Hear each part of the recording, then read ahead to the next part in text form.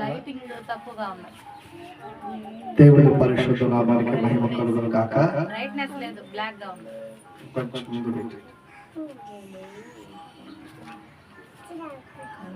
మన ప్రభువు రక్షకుడైన యేసుక్రీస్తు వారి శ్రేష్టమైన ఘనమైనటువంటి నామంలో మరి ఈ పునరుత్థాన ఆరాధనకు కూడి చేరి వచ్చిన మీ అందరికీ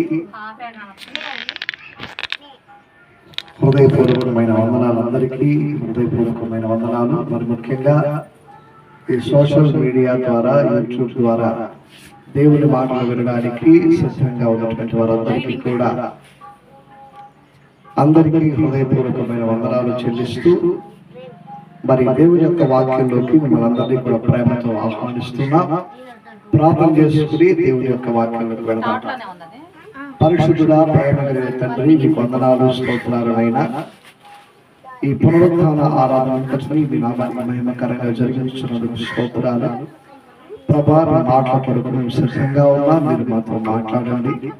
మీరు మాట్లాడుతూ ఉండగానే మా జీవితాలలో గొప్పదైనటువంటి మార్పును, రక్షణను, పరలోకమును గురించిన నిరీక్షణ కలిగి మీ రాకడ కొరకు, మీ రాజ్యం కొరకు సిద్ధపడడం సంఘముగా మమ్మల్ని మీరు తయారు చేయమని యేసు నామాన ప్రార్థించి అడిగి వేడుకుంటున్నాము తండ్రి.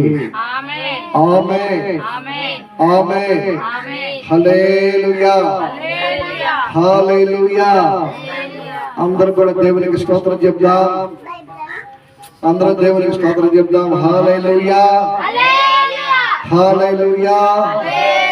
ప్రియ సంగమా, మీ అందరికీ కూడా వ్యవహారం పెట్టుకోవడానికి బయటికి దేవుని యొక్క వాక్యంలో మనం చూస్తే రాజులకు రాసినటువంటి గ్రంథము, 2వ గ్రంథము 4వ అధ్యాయము 38వ వచనం నుండి 41వ వచనం వరకు మనం చదువుకుందాం.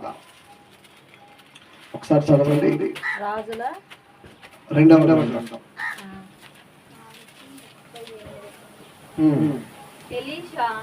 ఎలీషా గిల్గాలునకు తిరిగి రాగా ఆ దేశమందు ఏం కలిగింది? క్షామము అంటే ఏంటి? కరువు, కరువు, కరువు కలిగి ఉంది. ప్రవక్తల శిష్యులు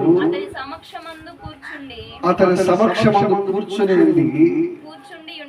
కూర్చుని ఉండగా అతడు తన పనివారిని పిలిచి ఒక పెద్ద కుండని మీరేం చేయాలా?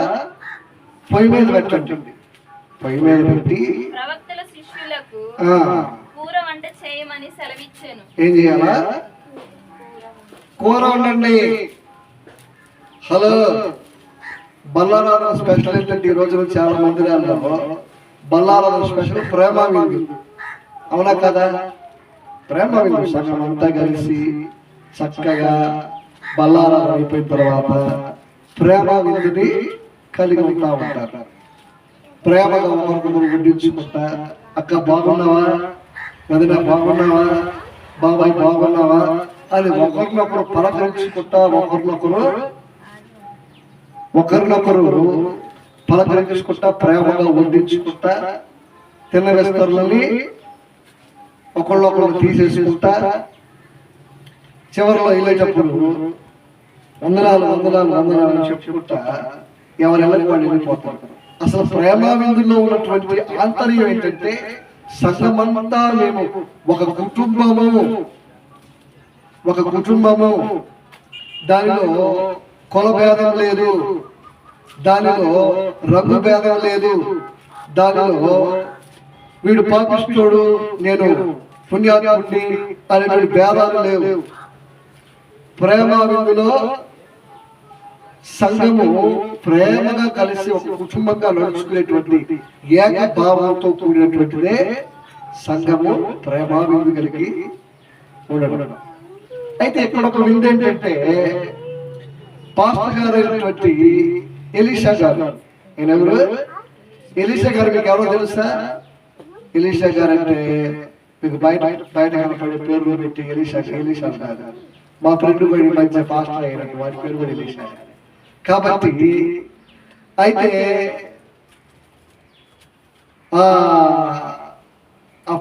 ఎలీషా పాస్టర్ గారు ఎవరు? ఒకప్పుడు మంచి ప్రవక్త అయినటువంటి ఏలియా ప్రియమైన శిష్యుడు ఎలీషా. ఎలీషా పాస్టర్ గారు మరి ఆయనతో పాటు కొంతమంది కూడా, ఈయన పెద్ద పాస్టర్ అయితే కింద శిష్య పాస్టర్లు ఉంటారు కదా, చిన్న పాస్టర్లు. మరి చిన్న పాస్టర్లు అందరూ కలిసి గిల్గాలో అనేటువంటి ప్రాంతానికి వచ్చారు. గిల్గాలో అనేటువంటి ప్రాంతానికి వచ్చినప్పుడు ఆ దేశం ముందు వారు వచ్చిన టయానికి ఏమైందంటే క్షామము, కరువు, ఏలుబడి చేస్తా ఉంది. కానీ దేవుడు ఎంత గొప్పడో తెలుసునా, కరువులో కూడా వారిని పోషించినటువంటి దేవుడు. Praise the lord. కరువులో కూడా పోషించినటువంటి దేవుడు. ఈ రోజున నేటి సంఘంలో వాక్యం కరువైపోతా ఉంది. ఏకాడికి హంగులు, ఆర్భాటాలు, రంగులు, పొంగులు ఎక్కువైపోతా ఉన్నాయి. వాక్యము కరువైపోతా ఉంది. పాటలకి గంటల సమయం ఇస్తే వాక్యాన్ని పోగొట్టించేవాడు. మీకు తెలుసా, ఒక్కొక్క ఆరాధనలో గంటన్నర సేపు పాడినే పాడరా అన్నట్టుగా పాడుతానే ఉంది. వాక్యం మాత్రం పాట గారు అని చెప్పాలి. తెలిసిన పోగంట ఏంటి సార్, ఇంక కూర్చున్న కాడి నుంచి ఆయన ఎప్పుడు వదిలిపెడతాడు, నేను చెప్పుకుంటానే ఉంటాడు. మరి ఆటలేదు పాట పెడతాడు తెలియదా. హల్లెలూయా. నా ప్రియ సహోదరులారా, దేవుని యొక్క మహాకృపను బట్టి, కనికరమును బట్టి అక్కడ రాయబడిన సంగతి ఏంటంటే, దేవుని వాక్యము నేటి క్రైస్తవ సమాజంలోను సంఘములోను కొరవడిపోతా ఉంది. అద్భుతాలు ఎక్కువైపోతా ఉన్నాయి. లేకపోతే లేనిపోయినటువంటి వ్యర్థమైనటువంటి కార్యకలాపాలు ఎక్కువైపోతా ఉన్నాయి. పాటలు పాడేది ఎక్కువైపోతా ఉంది. సమయం అనేది వ్యర్థంగా దొరికిపోయేటువంటి పరిస్థితుల్లోకి ఈ రోజున క్రైస్తవ సమాజము, క్రైస్తవ సంఘము అలా తయారైపోతా ఉంది. వాక్యము కొరవడిపోయినటువంటి పరిస్థితులు. యేసుక్రీస్తు ప్రభువులాగా జీవితాలు అనేటువంటి మాదిరికరమైన జీవితాలను జీవించేదానికి విశ్వాసులు అలాగ లేరు. ఈ రోజున విశ్వాసులు ఎలా తయారైపోయారంటే, ఏదో కాసేపు ఆదివారం మందిరానికి వెళ్ళామా, వచ్చేసామా, లేకపోతే ఇంటికి వెళ్ళేసి పల్లె అన్నం పెట్టుకొని తిన్నామా, కంటి నిద్రపోయామా అన్నట్టుగా తయారైపోయారు. కానీ యేసుక్రీస్తు ప్రభువు వలన ఈ రోజు నాకు దేవుని వాక్యము సమృద్ధిగా లభించింది. దేవుని వాక్యాన్ని నేను విన్నాను, ఆ వాక్యానికి తగినట్టుగా నేను జీవిస్తాను, ఆ వాక్యానికి తగినట్టుగా నేను జీవించడం ద్వారా యేసుక్రీస్తు ప్రభువు వలె ఈ లోకంలో నేను జీవిస్తాను అనేటువంటి బాధ్యకరమైనటువంటి క్రమబద్ధమైన జీవితము కొరవడిపోతా ఉంది. ఒక పెద్ద ఆయన మంచి మాట రాశాడు. ఏమని? యేసులాగా ఉండాలని, యేసునందే నడవాలని. కాబట్టి యేసులాగా నడుస్తూ యేసులాగా ఉండాలనేటువంటి తాపత్రయము నేటి సంఘానికి చాలా ప్రాముఖ్యం. పాటలు పాడేవాళ్ళు 100 మంది ఉంటారు. హంగులు, ఆర్భాటాలు చేసేవాళ్ళు 100 మంది ఉంటారు. ఈ మధ్య ఇంకొక సంగతి పడిందంటే, వాళ్ళకి వాక్యం చెప్పాలి, వాక్యం విందామని వెళితే సంఘానికి ఈ రోజున పెట్టకథలు ఎక్కువైపోయాయి. పెట్ట కథలు, ఆ కథలు, ఈ కథలు, లేనిపోయి సొల్లు మాటలన్నీ కూడా చెప్పుకుంటా కాలయాపన చేసుకుంటూ వెళ్ళిపోయేటువంటి ప్రభుత్వం ఈ రోజుల్లో లేకుండా పోలే. అది కాక ఈ రోజుల్లో జనాలు కూడా ఎలాగ తయారైపోయిందంటే, ఇంపైన మాటలు చెబితే విసుగు లేకుండా అంటారు. ఇంపైన మాటలు చెబితే విసుగు లేకుండా అంటారు. కొంచెం కష్టమైన మాటలు ఏదన్నా దేవుని యొక్క వాక్యంలో వచ్చి సేవకుడు చెప్పాడా, బాయ్ పాస్టర్ గారు వెళ్ళొస్తాం, వచ్చే వారం వేరే మందిరానికి వెళ్తాం అని చెప్పేటట్లుగా ఈ రోజులో తయారైపోయారు. దేవుని యొక్క మహాకృపను బట్టి దేవుని యొక్క వాక్యములో యేసు ప్రభు మనల్ని ఎలాగా ప్రేమించాడో, యేసుక్రీస్తు ప్రభు ఎలాగ మనల్ని నడుచుకోమన్నాడో, యేసు ప్రభు ఎలాగ నేను వచ్చేటువంటి సమయము ఆసన్నమైనది గనక సంగమా సిద్ధపడి ఉండు, సంగమా సిద్ధపడి ఉండు అని ప్రభు ఎలాగ సంఘము సిద్ధపడి ఉండాలని కోరుకున్నాడో అలాగా నేటి సంఘం ఉండాలి. సంఘముతో పాటు సంఘములో ఉన్నటువంటి ప్రతి ఒక్కరూ కూడా అలా ఉండాలి. ఎందుకంటే మీకు సంగతి కూడా తెలియజేయాలని ఆశిస్తా ఉన్నా. ఇక రాబోయేటువంటి రోజుల్లో దేవుని వాక్యము కరువైపోయేటువంటి రోజులు వస్తాయి.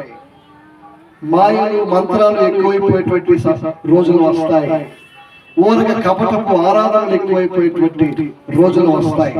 మీకు ఇంకొక విషయం కూడా చెప్పరా, నేటికే దాదాపుగా 7 రకాలైనటువంటి విరుద్ధమైనటువంటి క్రైస్తవ్యానికి విరుద్ధమైనటువంటి బోధలు తయారయ్యాయి.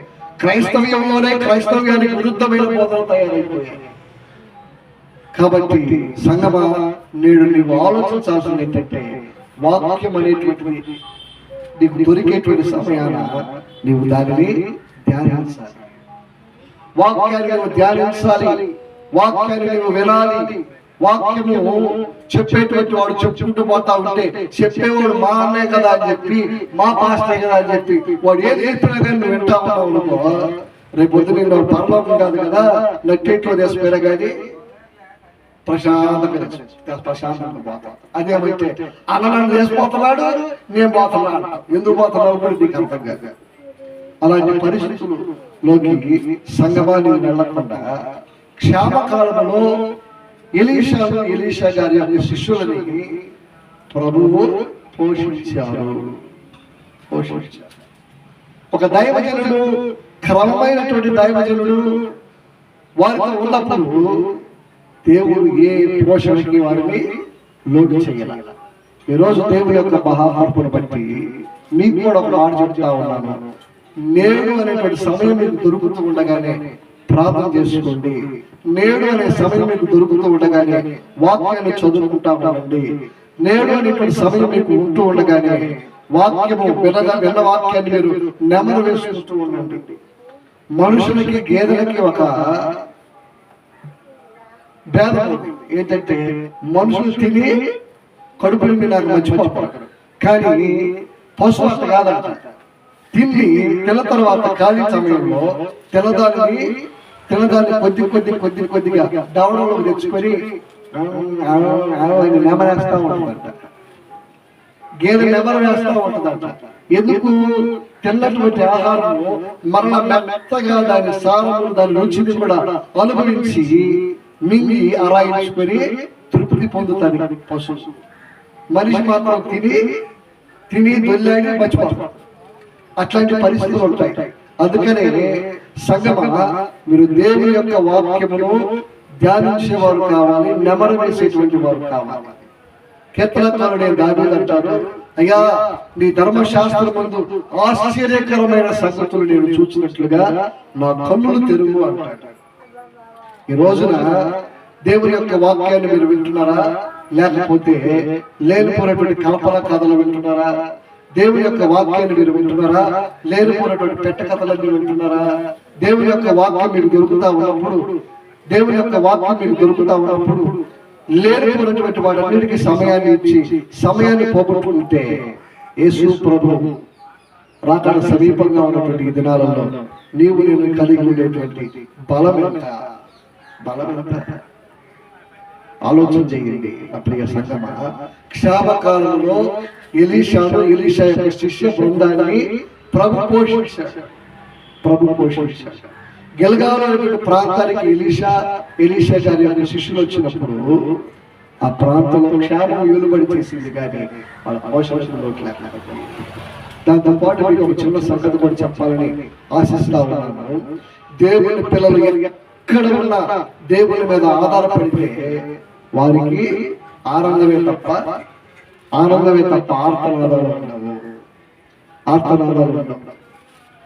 దేవుని పిల్లలు ఎక్కడున్నా సరే, ఏ పరిస్థితుల్లో ఉన్నా సరే, దేవుడే వారిని యెహోవా ఈరే అనేటువంటి దేవుడిగా ఆయన తన బిడ్డలను ఎప్పుడు చూసుకుంటూ ఉంటాడు, ఎప్పుడు కాచుకుంటూనే ఉంటాడు. ఆమేన్, హల్లెలూయా, హల్లెలూయా. క్షామకాలమున వారికి ఆహారం దొరికింది, క్షామకాలమున వారికి పోషణ దొరుకుతుంది. అరచేటువంటి పిల్ల కాకులను ఆయన పోషిస్తా ఉన్నాడని, పశువులను ఆయన పోషిస్తా ఉన్నాడని, పక్షులను ఆయన పోషిస్తూ ఉన్నాడని బైబిల్లో రాయబడింది. వాటన్నింటినీ పోషించిన దేవుడు నిన్ను నన్ను ఎందుకు పోషించడు? వాటన్నింటినీ పోషించేటువంటి దేవుడు నిన్ను నన్ను ఎందుకు ఎండగడతాడు? నువ్వు ఏకాడికి వాళ్ళ మీద ఏళ్ల మీద అటు ఇటు చూసుకుంటా ఉండేలకి పైసు పొందా బాగుంది. పైసు చేసుకు దేవుడి వైపు చూడాలని చూసిపోయింది కాబట్టి మనుషుల వైపు, వాళ్ళ వైపు, ఏళ్ల వైపు, వాటి వైపు, వీటి వైపు చూసుకుంటా తిరుగుతానే ఉంటాం తప్ప అలా తిరుగుతూ ఉన్న క్షణాన్ని బట్టి నీ ఆశీర్వాదం అంతా ఏడేడే తిరుగుతా ఉంటాం. ఏడైనా కొదువైతే నీ కొదువై, కానీ ఆరు కొదువు అవుతుందా? ఏమన్నా అక్కడ ఏదైనా పొదువు అవుతుందా? అవ్వదు. ఎందుకని నిన్ను ఆశీర్వదించేవాడు, నిన్ను పోషించేవాడు, నిన్ను అన్ని విధాలుగా అండగా ఉండి నిన్ను నడిపించేవాడు, భూమి ఆకాశముల మీద సర్వాధికారం కలిగిన దేవుడు. హల్లెలూయా. సర్వాధికారం కలిగినటువంటి దేవుని చెంతలో నీవు నేను ఉన్నప్పుడు నీవు పోషించబడేటువంటి ఆ పోషణ నీకెంతో సంతోషాన్ని ఇస్తుంది, నీకెంతో బలాన్ని ఇస్తుంది. అంత మాత్రమే కాకుండా మరింతదైనటువంటి ఆరోగ్యాన్ని కలుగజేస్తుంది. హల్లెలూయా, హల్లెలూయా. ఏయ్ సరి కూర్చో. దేవునికి స్తోత్రం కలుగును గాక. క్షామములో పోషించాడు దేవుడు, వారు పోషించాడు, బాగానే ఉంది. అయితే ఆ పోషణలో జరిగిందంట. ఏం జరిగింది చదువమ్మా? అయితే ఒకడు కూర అన్నం వండితే సరిపోదు కదా, కూర కూడా వండాలిగా. మీరు ఇంట్లో అన్నం మాత్రమే వండుకొని వచ్చారా, కూర కూడా వండుకొని వచ్చారా? కూర వండేది పాడు కానీ కూర కొద్ది వండుకొని రోడ్లు పెట్టేసుకొని అంటారా? మరి మామూలు కాదుగా. కాబట్టి దేవుని యొక్క మహాకృపను బట్టి నేను కూడా ఏ రోజు సురేఖని ఏ రోజు ఏం కూర అడగడం, ఒక ఆదివారం వస్తుంది కాదు, ఈ రోజు ఏం కూర అడగడం, దాని స్పెషాలిటీ ఏంటో మీకు తెలియలేదు కాదు. కాబట్టి దేవుని యొక్క మహాకృప చేత ఇక్కడ రాయబడిన సంగతి ఏంటంటే వాళ్ళు కూర ఉండేదానికి కూరాకు తీసుకొచ్చేదానికి వెళ్ళారు. వాళ్ళలో సురేష్ కోటి పెద్దోళ్ళు పంపించుంటే బాగుండు. మేమేం చేసామంటే రిషికాయలు పంపించాం. రిషికాయలు పంపించాలకి అన్ని ఆకులు తోసుకొచ్చి కోసి ఏం చేసేది, కూర చేసేది. వాస్తవంగా ఏది కూరకు ఉపయోగపడిందా, ఏది కూరకు ఉపయోగపడదా అనేటువంటి ఆలోచనతోటి ఉండాలి. కానీ ఆలోచన లేనటువంటి వ్యక్తిని పంపించడం వల్ల వాళ్ళు ఏం చేసేదంటే కూరాకు కోసే విషయంలో నిర్లక్ష్యాన్ని వహించారు. నిర్లక్ష్యం అనేది సంఘంలో ఎంత దౌర్భాగ్యమైనదంటే, సంఘంలో ఎంత చెత్తగా పనిచేస్తా ఉంటుందంటే నిర్లక్ష్యము. ఆదివారం ప్రార్థనకు వెళ్ళాలి అంటే మనుషులకి ఎంత నిర్లక్ష్యమో. 8 గంటలు కాకపోతే 1 గంట ముందు లేచి పని చేసుకోలేవా? ఆహా, ఆ రోజు ఆదివారం బట్టి 1 గంట ఎక్కువ చెప్తున్నారు. నేను అంటాను, దేవుని యొక్క మందిరము, దేవుని సన్నిధి, దేవుని యొక్క కార్యకలాపాలలో నిర్లక్ష్యాన్ని నువ్వు నేను కలిగి ఉన్నాము అంటే ఆ నిర్లక్ష్యం యొక్క పర్యవసానం నీ మీద కాదు, నీ కుటుంబం మీద, నీ సంఘం మీద కూడా అది ఏలుబడి చేస్తుంది అని నువ్వు గుర్తించాలి. దేవుని యొక్క వాక్యంలో ఒక చక్కని మాట రాయబడింది. నమ్మకస్తులైనటువంటి వారి వరకు ప్రభు యొక్క కన్నులు దేశమందంతటా సంచారం చేస్తా ఉన్నాయంట. దేశమందంతటా సంచారం చేస్తా ఉంటే నువ్వు నేను నిర్లక్ష్యంగా ఉంటే ఎలాగా? కూరాకులు కోసుకుని రాబోయే రిషి అని చెప్పి రిషికుమారుని పంపిస్తే రిషికుమారు కూరాకులు ప్లస్ పిచ్చాచ కోసుకొచ్చాడు.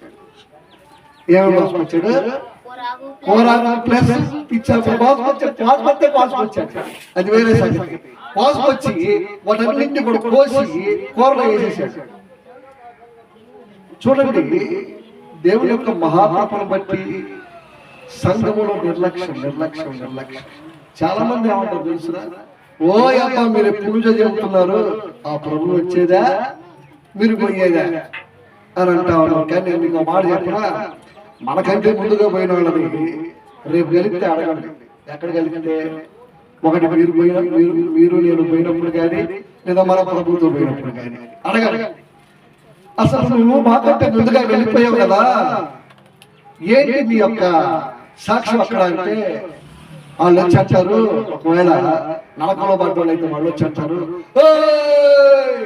ఇక్కడ మేము కేకలు వేస్తా ఉన్నాం, మీరు ఈ ప్రాంతాన్ని తప్పించుకోవడానికి పరలోకం వెళ్ళడానికి యేసు ప్రభువుని నమ్ముకుంటున్న బాబా.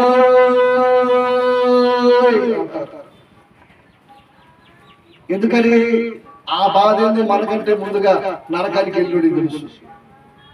ఇంకొంతమంది అంటారు, నరకముందా పరలోకం నువ్వు నేను పోయి చూసింది మా అని అంటే, నేను అంటాను చూసి వచ్చేదానికి ఏమన్నా అత్తగారి ఇల్లు కాదుగా, అత్తగారి ఇల్లు కాదు కదా, అత్తగారి ఇల్లు లేకపోతే బంధువుల ఇల్లు అయితే పోయి చూసి రావచ్చు.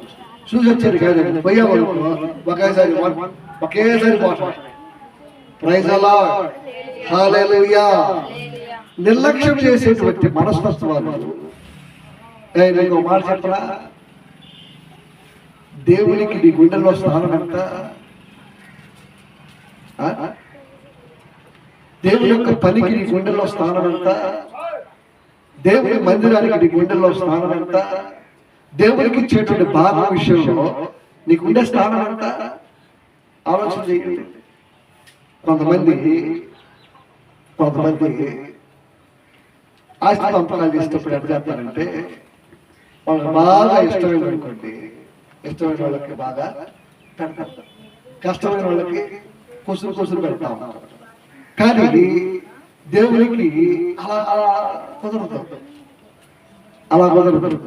దేవుని యొక్క మందిరంలో నీవంటూ ప్రథమ స్థానాన్ని ఇచ్చేటువంటి వాడు కావాలి. ఇవాళ ఆదివారం అంటే తల పోసి వచ్చిన వాళ్ళందరూ చెప్పండి, అబ్బా మంచిదే, మీరు రెడీ అయ్యి చక్కగా నీళ్ళు పోసుకొని వచ్చారు కాదా? మీరు వచ్చిన సమయం ఏంటి? పాటలకే వచ్చారా, వాక్యం టైంకి వచ్చారా? ఒకసారి మీరు పాటల టైంకి రాలేదు అంటే పాటలు పాడుకుంటారు, పాడుకుంటా ఉంటారు. మనకి ఎందుకు లేదు పాటలతో మీ భావ. నేనంటాను, ఆరంభం నుంచి ఉన్నోడిదే ఆశీర్వాదం. అలాగే వాక్యానికి వచ్చిన ఆశీర్వాదం లేదని అన్నమాట. ఇవన్నీ కొసురు ఆశీర్వాదాలు. ఎందుకు కొసురుగానే మన జీవితం కూడా కొసురుగానే ఉంటది కదా. అందుకని హల్లెలూయా. నిర్లక్ష్యం చేయవద్దు దేనికి కూడా. బైబిల్ రాయబడింది మలాకి గ్రంథము 1వ అధ్యాయము 6వ వచనం చదువుమా త్వరగా. మలాకి గ్రంథము 1వ అధ్యాయము 6వ వచనం. కుమారుడు తన తండ్రిని కనపరచును కదా. ఏదమ్మా? కుమారుడు తన తండ్రిని కనపరచును కదా. మరి మీరేం చేస్తున్నారు? కుమారుడు తన తండ్రిని గణపరచును కదా. దాసుడు తన యజమానుని గణపరచును కదా. దాసుడు తన యజమానుని గణపరచును కదా. Page number please. ఎత్తుకుంటా ఉన్నారు ఇంకా 785 పాత నిబంధన. నా నామమును నిర్లక్ష్య పెట్టి యాజకులారా, నా నామమును నిర్లక్ష్య పెట్టేటువంటి యాజకులారా. నేను తండ్రినై. యాజకులు అంటే పాపం పాస్టర్లే అనుకుంటారు మీరు. పాస్టర్లు ప్లస్ విశ్వాసులు కూడా అంతే కదా. నేను తండ్రినైతే నాకు రావాల్సినటువంటి ఘనత ఎక్కడా? నేను యజమానుడనైతే. మీరు విశ్వాసులైతే దేవునికి ఇవ్వాల్సినటువంటి సమయం ఎక్కడా? మీరు విశ్వాసులైతే దేవునికి చెందాల్సినటువంటి ఘనత ఎక్కడా? ప్రతి విషయంలో కూడా మీరు దేవుని ఘనపరిచేటువంటి వారిగా ఉంటున్నారా?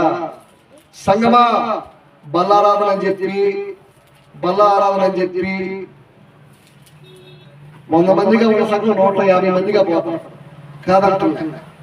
నేను కాదంటున్నా. అయితే 100 మందిగా ఉన్న సంఘం 150 మందిగా పోతే బల్లారాధనలో పాలు పొందినటువంటి నా జీవితంలో దేవునికి చెందాల్సినటువంటి ఘనత ఎక్కడ? ఉదయాన్నే లేవగానే దేవునికి నీవు ప్రార్థన చేస్తా ఉన్నావా? ఉదయాన్నే లేవగానే దేవుని వాక్యాన్ని చదువుతా ఉన్నావా?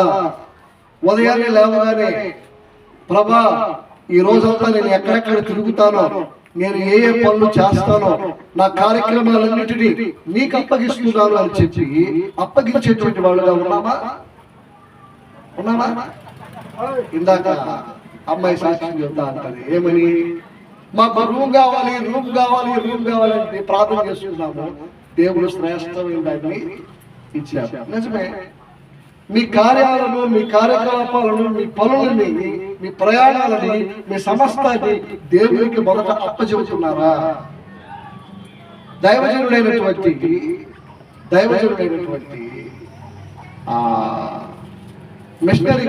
మిషనరీ గారు ఒక మంచి మాట అంటారు. ఏమని అంటారంటే, నేను ఉదయాన్నే 3 గంటలకు నిద్ర లేస్తాను. సూర్యోదయం అయ్యే ముందు నేను నా దేవునికి ఆ రోజు పనులన్నిటినీ కూడా అప్పగించేస్తాను అంటాడు. కీర్తనకారుడైన దావీదు కూడా అంటారు, 5వ కీర్తనలో ఉంటుంది, చదవండి అన్నమాట త్వరగా. 5వ కీర్తన. హల్లెలూయా. చదువుమా. యెహోవా నా మాటలు చెవిని పెట్టుము, నా ధ్యానము మీద లక్ష్యముంచుము, నా రాజా, నా దేవా, నా ఆర్తధ్వని ఆలకించుము, నిన్నే ప్రార్థించుచున్నాను. 4వ అధ్యాయంలో చివరి మాట. 4వ అధ్యాయంలో చివరి మాట. యెహోవా నెమ్మదితో పండుకొని నిద్రపోవదును, నేను ఒంటరిగా నుండినాను, నీవే నన్ను సురక్షితముగా నివసింపచేయుదు. చూసారా, 5వ అధ్యాయంలో 3వ వచనంలో మాట్లాడుతుంది ఏమనంటే, యెహోవా ఉదయమున నా కంఠస్వరము, యెహోవా ఉదయమున నా కంఠస్వరము నీకు వినబడును, ఉదయమున నా ప్రార్థన నీ సన్నిధిని సిద్ధము చేసి, నీ సన్నిధిలో సిద్ధము చేసి కాచి ఉందును. ఒకసారి ఈ మాట ఇద్దరు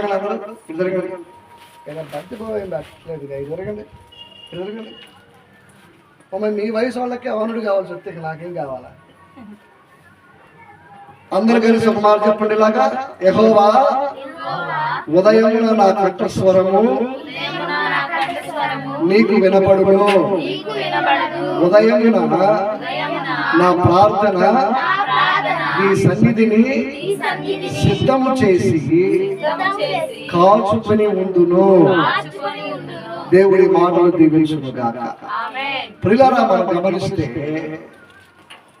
ఏ విషయాలలో మనము ప్రార్థనని కాచుకుని ఉండాలి. అప్పుడు ఆ శ్రేష్టమైనటువంటి కార్యాలన్నీ ఆ రోజున దేవుడి దాని పనులను బట్టి దేవుడు దానిలో తోడుగా నడిపిస్తూ ఉంటారు ఖచ్చితంగా. అందుకనే నిర్లక్ష్యం అనేది మనం చేయకూడదు. నేను నా నామం నిర్లక్ష్యపరిచి, చదవమ్మా, నా నామము నిర్లక్ష్యపరిచేటువంటి యాజకులారా, నేను తండ్రినైతే నాకు రావాల్సినటువంటి ఘనత ఎక్కడ? దేవునికి ఇవ్వాల్సిన ఘనతను, దేవునికి కలగాల్సిన గౌరవాన్ని, దేవునికి ఇవ్వాల్సినటువంటి ప్రతిదానిని కూడా దేవునికి చెల్లినట్లుగా చెయ్యాలి. ఆమేన్, ఆమేన్, హల్లెలూయా. చదువు. నేను యజమానుడనైతే నాకు భయపడువాడు ఎక్కడ ఉన్నాడు? ఎక్కడున్నాడు? దేవుడు భయపడుతున్నారా? నాకు భయపడేవాడు ఎక్కడా?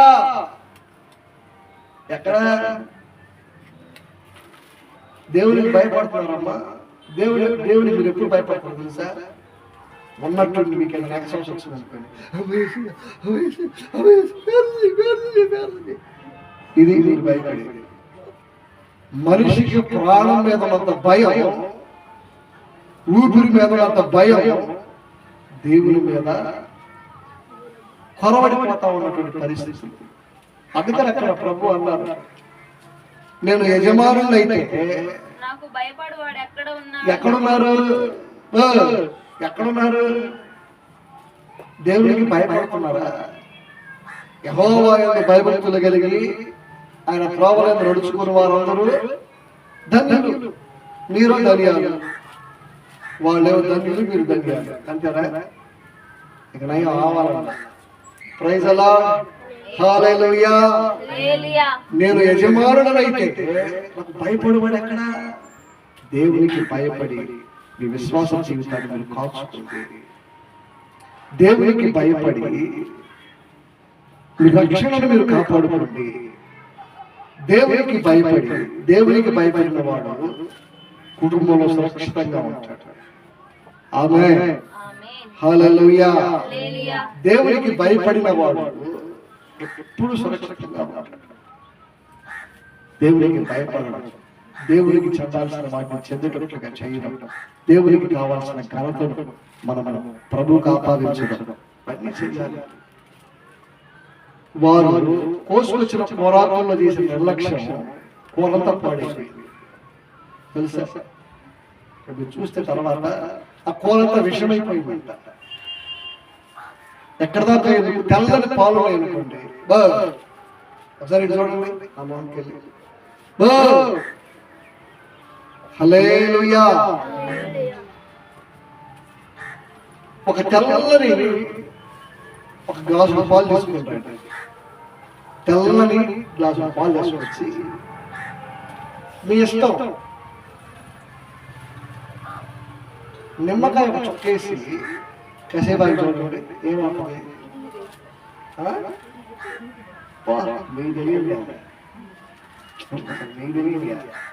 చింతకుండా ఒక చుక్కేయండి ఏమవుతాయి.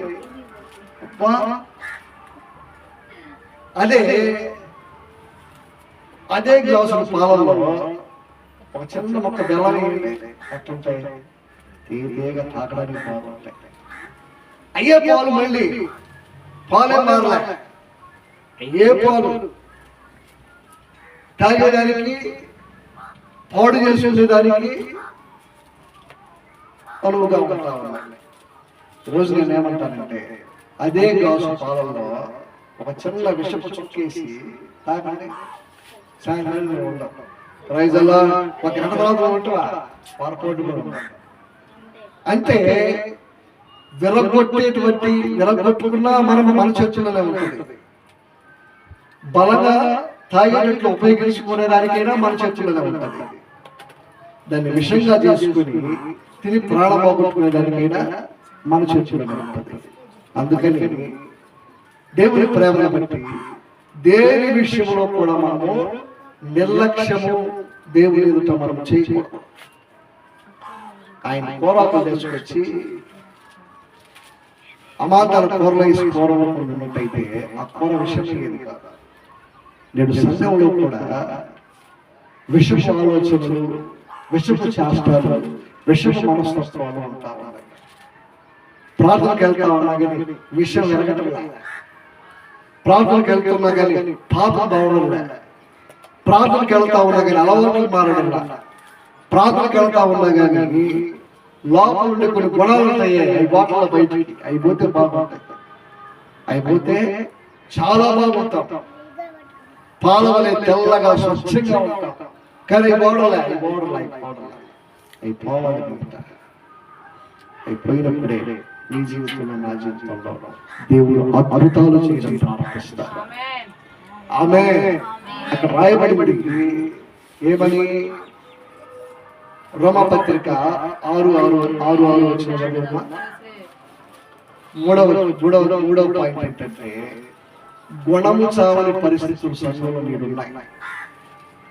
మొట్టమొదటిది క్షామకాలంలో పోషణ, రెండవది నిర్లక్ష్యం, మూడవది రక్షించబడినా కానీ కొన్ని గుణ లక్షణాలు చచ్చిపోతున్నారు విశ్వాసంలో.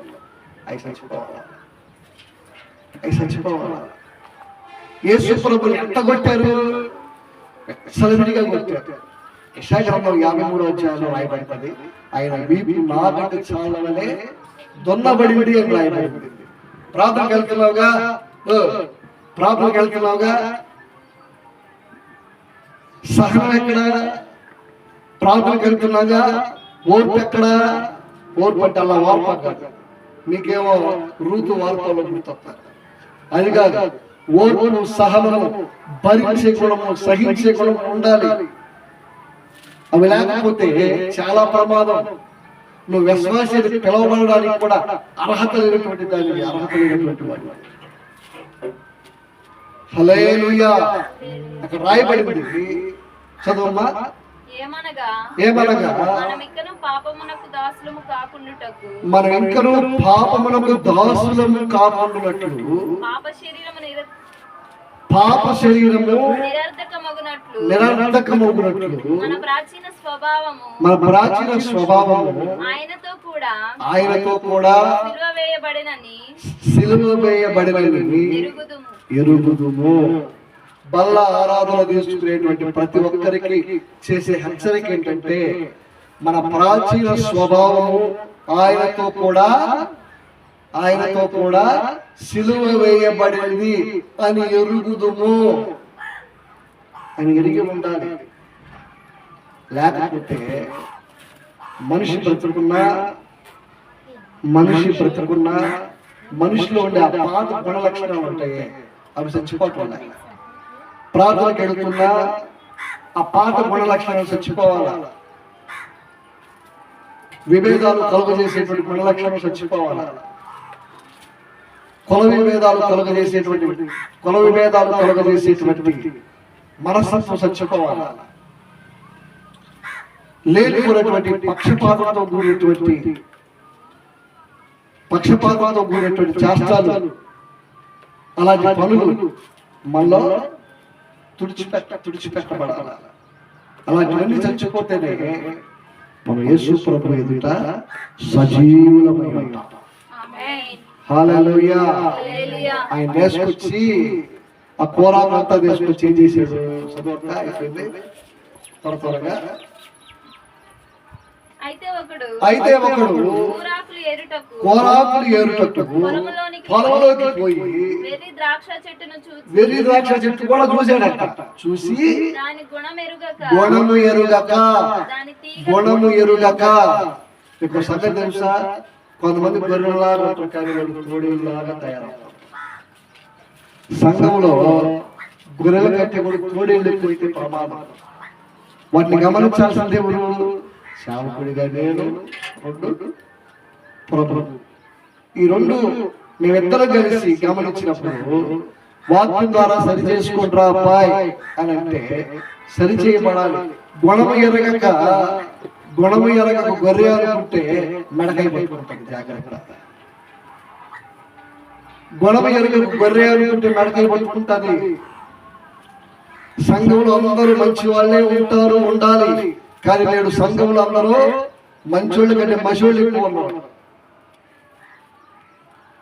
హల్లెలూయా. ఈ మసోళ్ళు పూసి ఏదో చేద్దాం అనుకుంటే మసిపోయినాక అసలు రూపం బయటపడతా ఉంటుంది. అట్లాంటి పరిస్థితి. అందుకని ఆయన గుణము ఎరుగక రాయబడింది బైబిల్. గుణము ఎరుగక రాయబడింది. చదువు. దాని గుణము ఎరుగక దాని తీగలు తెంపి ఒడి నిండా చేర్చుకొని ఒడి నిండా కోసుకొని వచ్చి వాటిని తరిగి కూరకుండలో వేసేసాడు. మహానుభావుడు. ఏమంటారంటే, గుణము ఎరిగి చెడ్డ వాటిని మనమే కత్తిని చేసుకోవాలి. ద్రాక్షవల్లిని నేను, తీగలు మీరు, నాకు వేరుగా ఉండి మీరేమి చేయలేరు. మీరు నన్ను నిలిచి ఉన్న ఎడల బహుగా ఫలిస్తారు అని రాయబడింది. నిలిచి ఉన్న వారు ఎరుగుతూ ఉన్న కొద్దీ పాడైపోయిన బలహీనమైనటువంటి వాటిని కత్తిరించుకుంటా ఉండాలి. ఒక్కోసారి మనకు కూడా పాత అయినప్పుడు బయటకు వస్తూ ఉంటాయి. అప్పుడు కత్తిరించుకోకపోతే చాలా కష్టం. హల్లెలూయా. తర్వాత కూర చేసిన తర్వాత ఏమైందంటే వడ్డించిన ఆహారం అంతా కూడా విషంగా మార్చబడింది. ఇది సంఘంలో ఉన్నటువంటి విశ్వాసులారా, మీరు మంచివారైతే ఆయన మీకు మంచి వాటిని అనుగ్రహిస్తారు. పాడైపోయిన కూరలు వేసుకొచ్చి భోజన పంక్తిలో వడ్డించగానే అంతా విషయం అయిపోయింది. ఈ రోజున ఒకని వలన సంఘము పాడైపోకూడదు. ఒకని వలన నీ విశ్వాసం బలహీనం కాకూడదు. ఒకని వలన నీ రక్షణ పాడకూడదు. ఒకని వలన నీ జీవితం భ్రష్టత్వంలోకి నడిపించబడకూడదు. ఒకని వలన నీవు దేవునికి దూరం అయిపోకూడదు. ఒకని వలన నీ భక్తిని నీవు పాడు చేసుకోకూడదు. ఒకని వలన నీవు అస్తవ్యస్తంగా తయారవ్వకూడదు. ఆ ఒకడెవడు మీకు బాగా తెలుసు.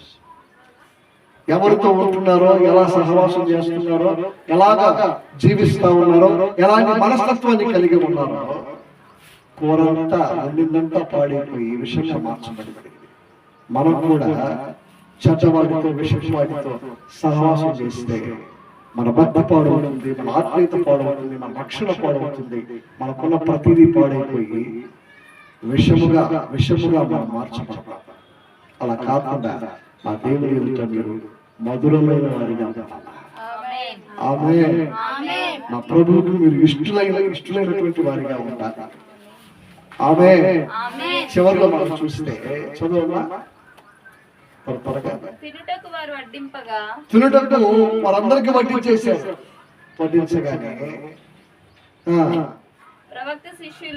ప్రవక్త శిష్యులు రుచి చూసి అప్పుడు కేకలేస్తున్నారు. దైవజనుడా, దైవజనుడా, కుండలో కూరలో విషమున్నదని విషమున్నది. ఏ కొండ ఇది? కూరకొండ. ఏ కొండ? కూరకొండ.